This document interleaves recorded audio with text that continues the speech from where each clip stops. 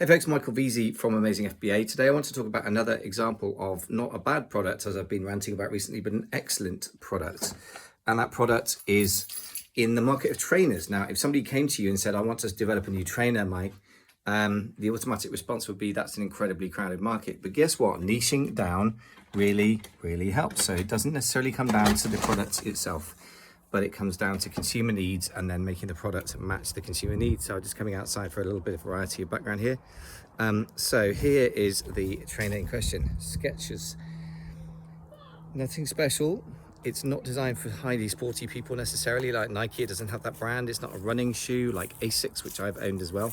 This is because after running too much, I've damaged my heel pad, and I went to see an osteopath who, basically is a kind of bone doctor, I suppose, to put it simply. The other person you could see about your foot is a podiatrist or a foot doctor who I haven't got around to seeing yet, but this is recommended by podiatrists. It's called Arch Fit, and that's because I've got fallen arches or flat feet and they need extra support. Plus I've got these things inside for extra glamour to protect my heel. And guess what? This is really, really comfortable, and my podiatrist or my osteopath in my case will be very happy because I'm protecting my foot. This is not a cheap shoe. I think it was £90, so over $100, and they have shoes for over $120.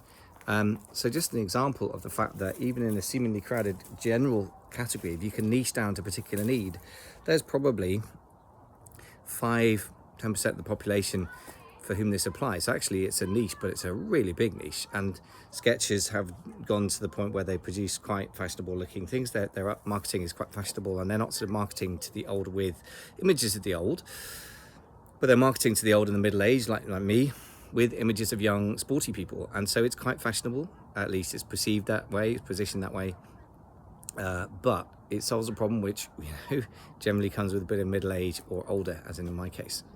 So I thought that was a beautiful example of finding a need, and within what looks like an overly crowded category, creating a really thriving business. I'm very happy with my Skechers, and one of the best things I bought recently.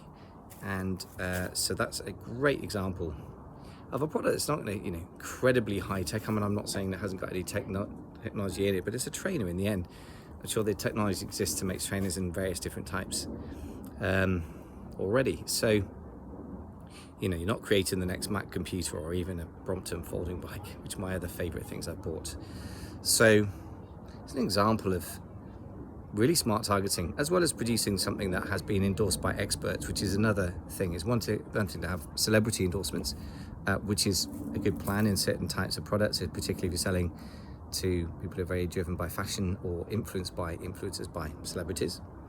I'm imagining that's probably skews to a younger demographic, although maybe I'm being ageist there, and probably fashion, not only, but that's an interesting different influencer strategy, isn't it? That you get credibility by having authorities like the sort of British Podiatrist Council or somebody like that, if that even exists, giving an endorsement to your product, and then suddenly it has sort of scientific credibility, which is a bit different, and for the right target market like me, more valuable than a so-called celebrity endorsement, I think. So there you go, simple but powerful. What's your version for your product?